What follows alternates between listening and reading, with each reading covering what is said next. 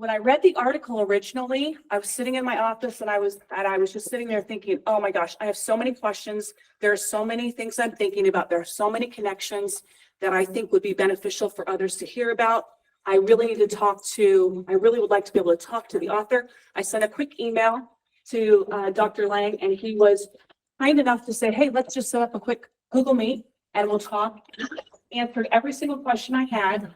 And I was geeking out on all the learning. So I appreciated him just being willing to share his journey and what he learned. And I'm hopeful that today it will be beneficial for you as you think about the work that goes on back in your district. So again, there's the link to that article if you need that this morning. And at this time, I'm going to go ahead and turn it over to as I mentioned, our first guest today, Dr. Chad Lang. He's the president and lead consultant from Recalibrate Educational Services, LLC. He's a Renaissance man. I was reading through all of the different things he's done over the years, and I don't want to miss anything, Chad. So I'm going to turn it over to you at this point. And let's give him a round of applause for real. Thank you, everyone. Can you hear me okay, Janelle? Yes, we can hear you fine, yeah. Well, thank you for that kind introduction. It's probably one of the greatest honors I have to be able to join colleagues like yourselves who do the same work that I know I do. And sometimes it can be lonely in some of these conversations around school leadership and continuous improvement, particularly around onboarding new staff, keeping new staff, onboarding new leaders, and supporting them. So I look forward to hopefully giving you some good ideas to springboard off the already great ideas you have. Let me share my screen. That might make it easier for everyone. Give me just a moment so you're not just seeing a talking head. And thank you for your patience. There's a link in the slide if you want to follow along. Yep. Can everybody see the presentation okay? Mm-hmm. Yep. Okay, great. Well, again, our brief conversation this morning, and I'd be happy to be offline to support other folks. I'm a full-time school central office administrator, and I own Recalibrate Educational Services in the very few times I have outside of attending my twin sixth graders activities and being an adjunct professor and trying to do some writing as well. So probably I'm a victim of my own busyness, but we're going to talk about optimizing performance for utilizing what we call MTSS for adults in our schools. And so we knew that there was a structure that school leaders were oftentimes familiar in terms of supporting our students, but couldn't we also use those same structures to support our new teachers and our new leaders to keep the continuous improvement around school achievement going in this 21st century? So that's the question. Like, it's $1 million question: is how do we keep school achievement rocking and rolling as we move forward in these new and perilous times for challenges associated with student learning and behavior and so forth, while all the time we're onboarding new staff and even new leaders as well. So I'm not going to talk a lot about myself. I appreciate Janelle's introduction, but I've spent a lot of time doing some different things in the last 2 decades as a high school teacher, a coach, a central office administrator, an activities director, assistant middle school principal. I've been able to do some research around extracurricular participation and academic achievement, of course, grading and assessment, school leadership. Most recently published a book last fall on a parent's guide to grading and reporting. So that was a lot of fun. And of course, as we mentioned, doing a little bit of school improvement consulting and grading reform consulting for our company, Recalibrate Services. So it's my beautiful wife, Erica. She is an instructional coach for our district. And of course, my twins, Landon and Lauren. So awesome, awesome folks. Where am I coming from today? Well, you can see on the map on the screen, we're a bedroom community to Omaha, Nebraska, but we're located in Iowa. And a lot of the context for this discussion this morning happens in this school district that I am employed by in Glenwood, Iowa. And so just for some relative comparison for your districts and your schools, we're a district of about 2,000 students. We have 153 teachers technically this year and a little over 335 total staff. We have 4 buildings and 6 total principals. So not a very big district. In Iowa, ironically, we're in the 2nd largest class of activities. So in Iowa terms, we're on the larger side, but of course I know in Ohio and other states that would be probably laughable. But nonetheless, the work is all scalable, right? We have really, it's been interesting that you have a Fisher and Fry opportunity with PLC Plus. They talk a lot about collective responsibility for learning. And we have leaned heavily into our PLC at Work framework. We happen to be more along that lines, but we appreciate the work of Fisher and Fry as well. Since 2014, this is sort of the buttress of a lot of the support and onboarding that our staff need to be able to excel at for student learning. We have to be able to understand that we're a part of a PLC team and you are a part of a collaborative team. We've also had a totally custom backwards design curriculum process, all designed by our teachers and overseen in-house along with standards reference grading now for 10 years. All three of those sort of frameworks came on at one time. So there's a lot of onboarding and support. And as I'm the lead recruiter for our district, one of the things I have to be very transparent and honest with is just what that looks like and making sure that we're vetting the right employees. And that's difficult, as you all know, with the shortage of educators. You have a tendency to just want to fill the spot. And we'll talk about the perils of doing that. Of course, some of you may have been victims of not being able to hire the very best candidate to fill a position. But we're very honest about our framework and what it is that you're going to need to be able to do. We want to make sure it's a good fit both ways and not be leveraged by the shortage. So we've been very fortunate to have a national blue ribbon school at our elementary. That's a 3-5 elementary here just a couple of years ago, and they've been doing great work. And we're currently being vetted for a national model PLC district recognition. So we're really excited about that process. So why did we develop an MTSS system for adults that's featured in that article that you read? Well, here's the facts. We were having a lot of system fatigue. We had all these different programs and processes going on. And the fact of the matter is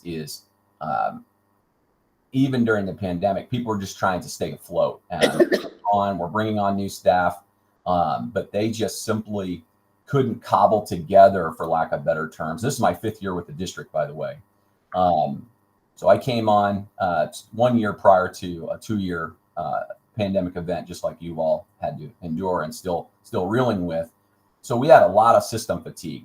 Nobody really in our district understood how PLCs and grading and our curriculum process and our behavior and our MTSS structure for students went together. And I felt like that was a big problem we had to reel in. We had a lot of good teachers, just like you all do, doing great work, but they alone couldn't lift the inconsistencies with implementation.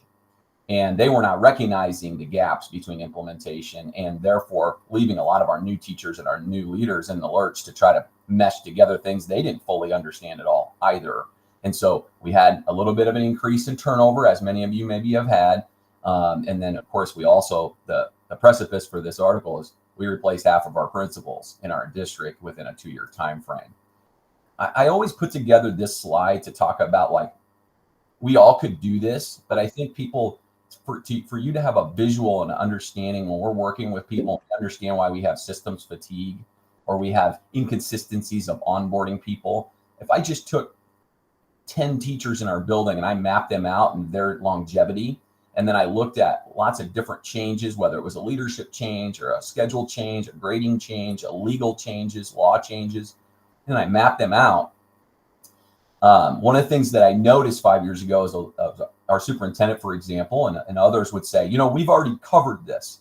We did that a long time ago. And I said, well, who was there for that training or that onboarding or whatever it might have been? And so they didn't have a visual model of this in their mind. And so there's no conscientious planning towards saying, oh, wait a second, 33% of our teachers were not even employed here when we started, let's say, standards reference grading. And so what onboarding and continuous support do we need to provide, not only to the teachers, and not only just through the initial onboarding, but in an ongoing way? And then worse yet, what about when we hire new principals who are familiar with, let's say, PLC at Work framework as a teacher, but haven't actually been involved with leading that work as a principal? How do we support them in an ongoing way? So I like to use this visual to try to strategize with districts, and we could build it out for your whole building and really, really look at sort of a longitudinal history of change. It's really eye-opening sometimes. So these are things that we would hear. I feel like I'm teaching in a revolving door. Every time we adapt to one change, here comes another leadership directive that just throws everything into chaos. I understand the need for improvement, but it's disheartening when new leadership seems to view everything as broken and in the need of immediate fixing. Staff were not feeling valued in the work that they were doing because within their lens, they were doing PLCs, grading, curriculum, behavior management the best they possibly could. They didn't realize how different it looked from door to door and hall to hall. And maybe it's like trying to build a sandcastle in the storm. Just when we get some stability, a new wave of changes sweeps through and we're left rebuilding again. So listen to my friend Ken Williams. Some of you may know Ken from his work with his company Unfold the Soul, talking about cogging up the gears and talking about maybe how we can start turning the corner with our staff. I believe the human being we're at our best. We are at our best, your personal life and your professional life. We put our backs to the wall and decide nobody's getting out of here. The only way out is that way.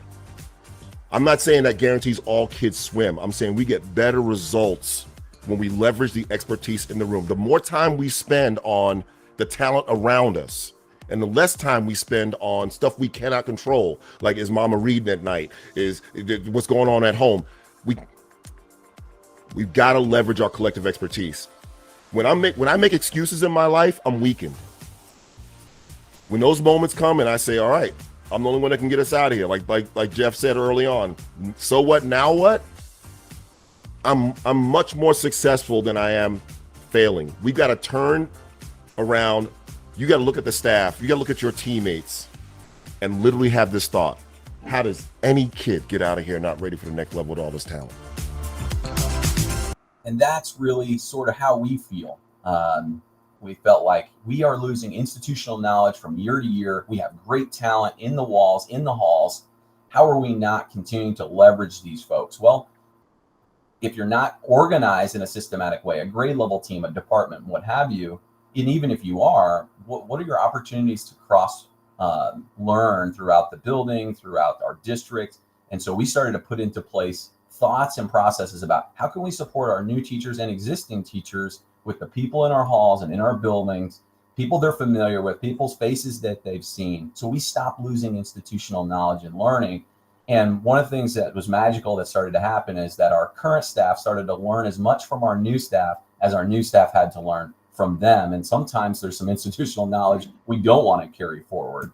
I believe the human being is This was the reality for us. We had 10 to 15% of annual teacher turnover. That might parallel some of your districts. And we were turning over an administrator once every 4 years, most of it due to retirement. It's just natural. We could see it coming, but we didn't know, any specific year. And so when we thought about how do we maintain the institutional knowledge and strengths that we were having with academic achievement through the pandemic, mind you, this was pre-pandemic mentality for us, and that was already problematic.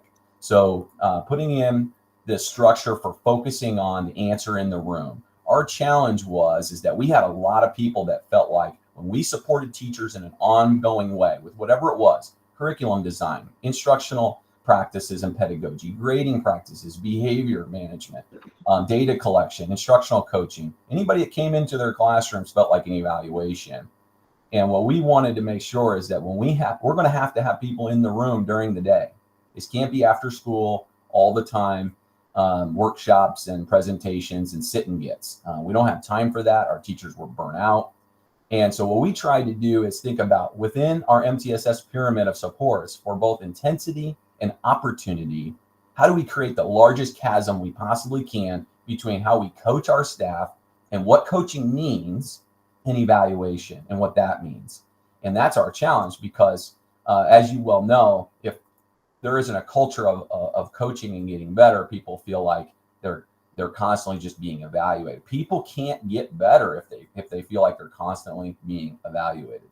And so we had to really talk about role clarity for what instructional support specialist you might have in your buildings. For us, we have a full comprehensive team of instructional coaches and other leaders that you would normally see in our school throughout the day, and mentors and so forth. So we had to really talk about role clarity before school year starts and as we onboard folks so that people become comfortable with, listen, I'm not, this isn't an evaluation. You're not telling the principal, no, we're not. And so how do we overcome this feeling? Well, I talked about, having a lot of great role clarity and being able to train up folks to support. And one of the things that I found so successful is that, people really value learning from their peers and colleagues and not from somebody up at central office, right?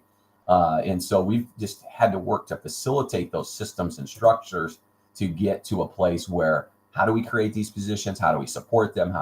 Is there financial implications? How do we have sub coverage? It's so challenging to do.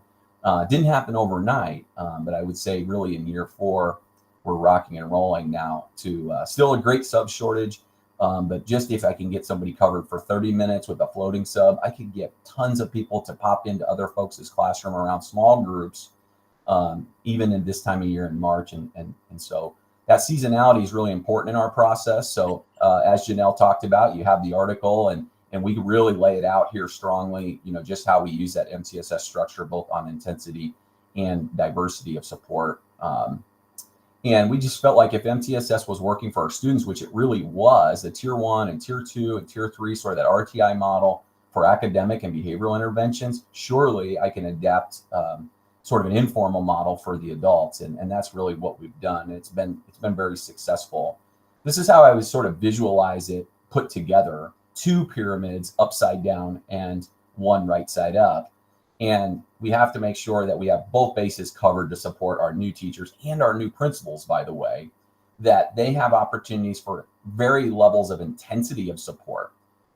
So do I need to have someone that's going to be a coach for a year or 2?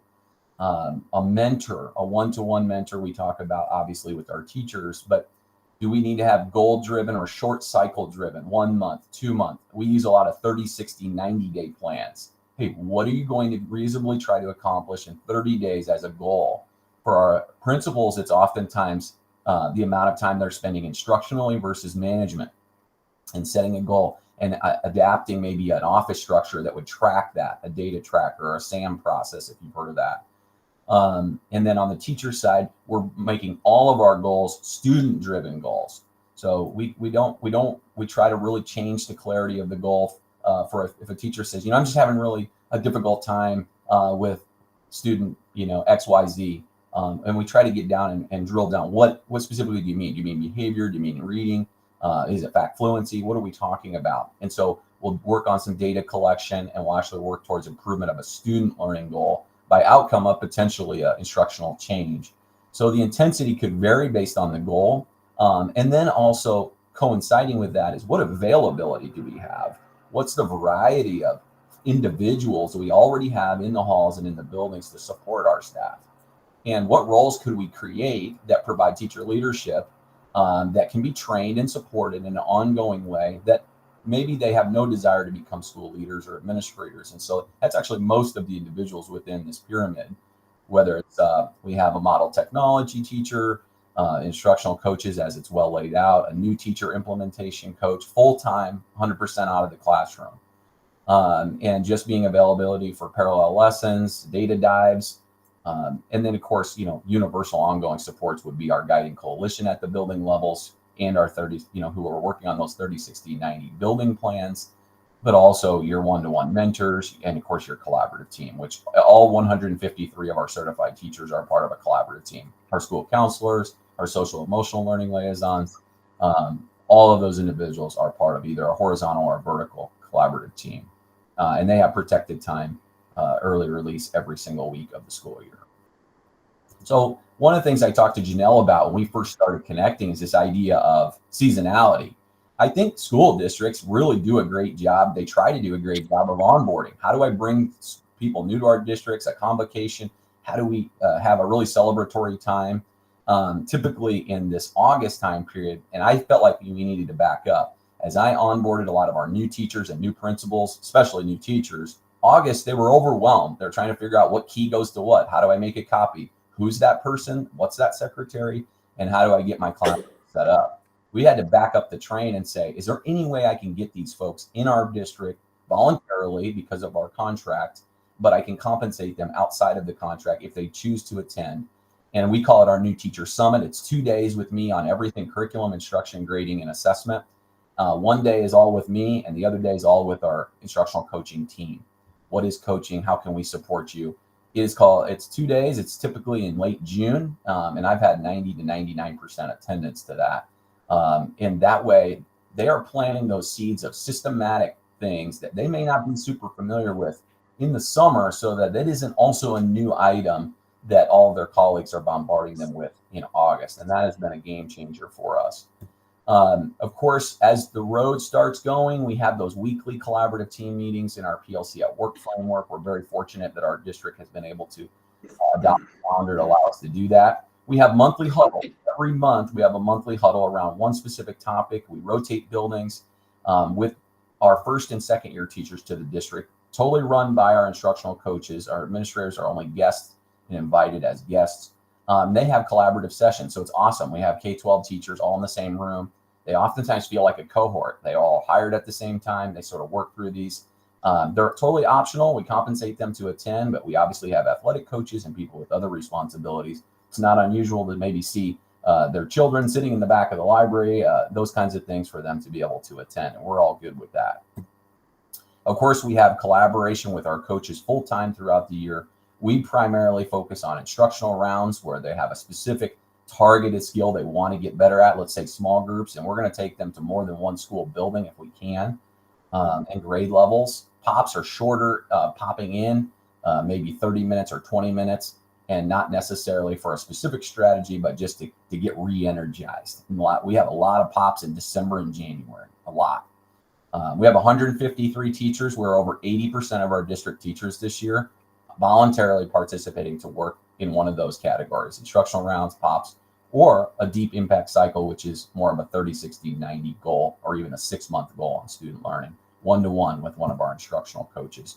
And of course, we have one-to-one mentoring with all of our new employees for 2 years, whether they're required by law through licensure, or we had a 34-year teacher from Nebraska come over and start with us last year, and he joined one-to-one mentoring because so many things were new to him in Iowa. So that was really fun to have him. So you can see, along this roadmap, it brings us all the way back to the summer, where we have summer academies, over 14 different learning events, totally optional and compensated, from Todd Whitaker to a book study on John Hattie strategies, put on by our coaches and myself, so that we can fully make a loop of availability for folks to jump onto, not just focus on that seasonality of the calendar. So difficult to try to cram all that in with the trials and tribulations that they're going through. And all of our new school leaders fit into these categories as well, as participants, as a member of the collective responsibility for learning. They're not leading hardly any of this. So that's how you create that chasm and keep that space between evaluation and coaching, and increase the feeling of we're an adult professional learning community. We all are learning together. So right now, you're probably thinking, with a couple of minutes left, where would we be? What's our school district? What's our building look like? And I love to use this image. I got it from my friend Todd Whitaker, who many of you may know. And just to try to think about, as you go back and work with your schools or your teams, start maybe with this image. Where are we on ongoing support for our new teachers and new administrators, that they feel supported in an ongoing way? What could we do? Who am I? Am I the boy reaching up? Am I the girl looking down? And work through that. I don't have the time to do that with you in this presentation, but feel free to borrow that. You all have this presentation. The tool that I've made for you all is a tool I've used in having some conversations with schools around the article and kind of get them thinking. And I call it a playbook for action planning for you all. And so the QR code is going to take you to this Google Doc that you're free to make a copy of. And then that says link to tool. When you get the presentation, you can click on it there. But what I've done is I've split the year into seasons along that road: preseason, in-season, postseason. And then you can see there's 2 columns. What about our intensity for tiers of support? That's the triangle up. Who's available? And then what about the intensity, the frequency, top to bottom? And so I've kind of divided into categories around instructional support, behavior systems, and teacher well-being. How are we going to support our folks, both new teachers and new leaders? And try to use this worksheet for pre-planning. Like, what would that look like in June, July, and August? What would that look like in September? What would that look like in December? And so the multiple pages take you through the different parts of the season. And it just can be something you can come back to in your admin meetings, in your district leadership meetings, to say, how are we doing? What's our check? And then maybe for pre-planning for maybe next year, what do we need to try to put in place? How could we make sure that we're addressing the lowest universal tier of support first? And that's usually what I work with schools on. Is like, let's get our universal tier of support for teachers in place, just like we would do for our students. I'm sure you've all heard before that the best solution for tier 2 is to have a better tier 1. So that's what we work on in supporting districts as well. That's a free tool. File, make a copy of that in Google Docs, and you can edit away as you wish. I'm around to help districts. I have a limited time to do some consulting, but I enjoy the work around school improvement, of course, also in grading reform as well. My contact information is available on this slide. You all have access to this slide from Janelle, and you can read more about some of the things that we do with recalibrateservices.com. I'm just like one of you folks. I don't have all the answers. I enjoy being able to get in and help folks look at things from a different lens and share some of the things that have worked for us in Glenwood Community School District. And we're still honing in a lot of it. I'm really, really proud of the work of our team. And I'm really grateful that I was able to share some of our journey and some of the folks that have helped make it possible for us. I understand every district context is vastly different. And so just thinking about working within the walls and halls to think about universal support for our staff will lead to much better retention and also recruitment. This is my #1 recruiting tool. I do all the recruiting for our district on the certified side. And so I've been on the road a lot in the last 2 weeks. And I just give the article to candidates and say, you want to know how you're going to be supported? They don't ask me about insurance because most of them are under their parents' insurance until they're 26 years old. And they don't very rarely ask me about salary. They want to know how they're going to be supported. Will I be okay? How will I know? Who will I go to? And we like to be able to say we got a lot more than just an August welcome back day or two in convocation. And so hopefully you can steal some ideas from that, and I can be of any guidance or support that any of you might need. I know that delivering some of this workshop is something I would much prefer to do in person, and hopefully someday I can with some of you or Janelle. But if you have any questions now, I have a few minutes, or else you can reach out to me offline. I know how it is every day, that the work that you do, and I'm so appreciative. I'm so passionate about our profession. So thank you for all the work that you do. And I'm always happy to make those connections and just learn together. It takes a village, and we get a lot of great ideas from each other, which is why I agreed to jump on with you all. And Janelle and I have had such a good conversation just as colleagues in our country, right? We've got to support each other, and I've really appreciated, the conversation. I'm humbled the fact that you would want to, take a look at our article, take a look at our school. If anybody ever wanted to fly out, we're 20 minutes from Omaha, and it's an easy visit, and we'd be happy to host you and introduce you to some folks and show you some things as well. If that was something that you or maybe a team would want to do, we're doing that kind of stuff fairly frequently, regionally for schools and different teams as well. So we don't have it all figured out, but we're more than happy to sort of help colleagues if we can. We all have to help each other.